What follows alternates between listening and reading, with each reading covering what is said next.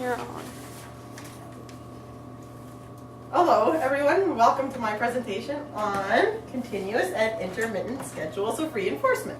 I'm Carolyn, I'm a student at Algonquin College, and I appreciate you guys being here with me tonight. We're going to go over what reinforcement is. We're going to talk about schedules of reinforcement, what is continuous reinforcement, what is intermittent reinforcement, and an example of each one of those. Alright, so before we get to actually what reinforcement and schedules of reinforcement is, I'd like to show you guys the pre-test that we did with another member that couldn't be here with us tonight.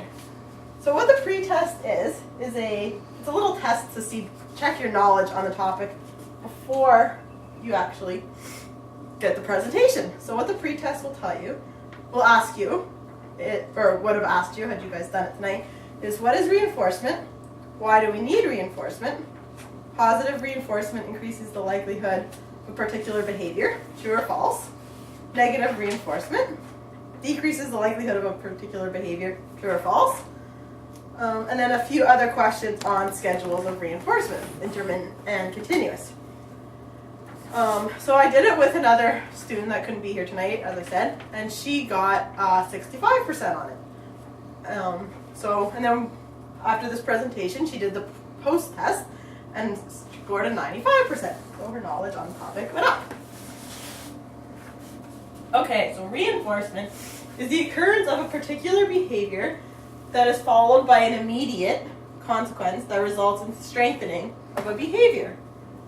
For example, each time a little kid does something right, such as say the letter B. When they say, mom says, say B, they say, yay, good job, you did it. That's reinforcement. That's also known as positive reinforcement, which is the occurrence of a behavior that is followed by the addition of a stimulus, which results in strengthening of that behavior. So you're actually adding a stimulus.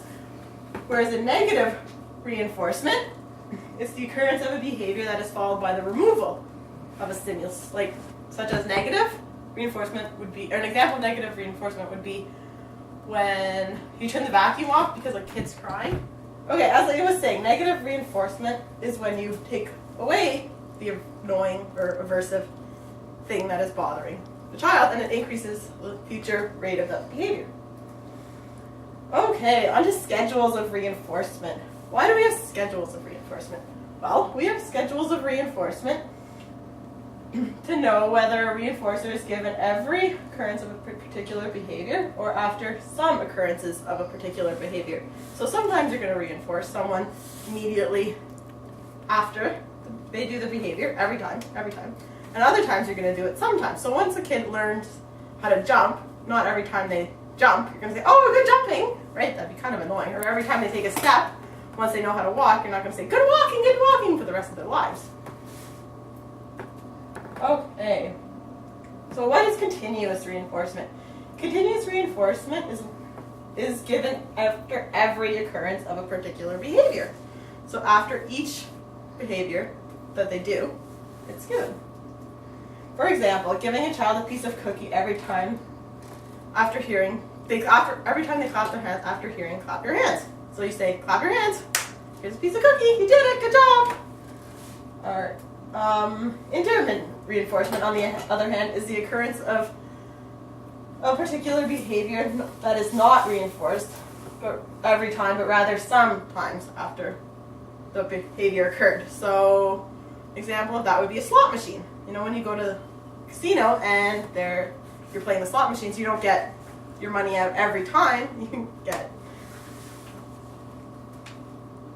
another example of that would be when a child is learning to print the letter A. Every time they print the letter A, they're not reinforced, but let's say the teacher says do 10 A's, then they'll be reinforced. Or once the kid has mastered the letter A, the teacher will say, oh, that was a good one. Well, that was a good one, but not every single time they make a letter A.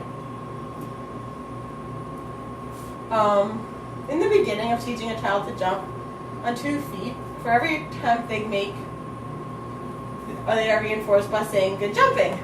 that would be a continuous reinforcement. But eventually, once a child knows how to jump, you're not going to continuously reinforce that kid every time they jump.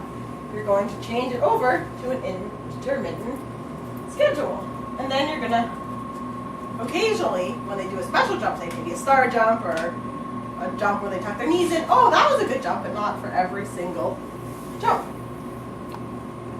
Okay, I just wanted to take the time to go over also a post-test that we will be doing after.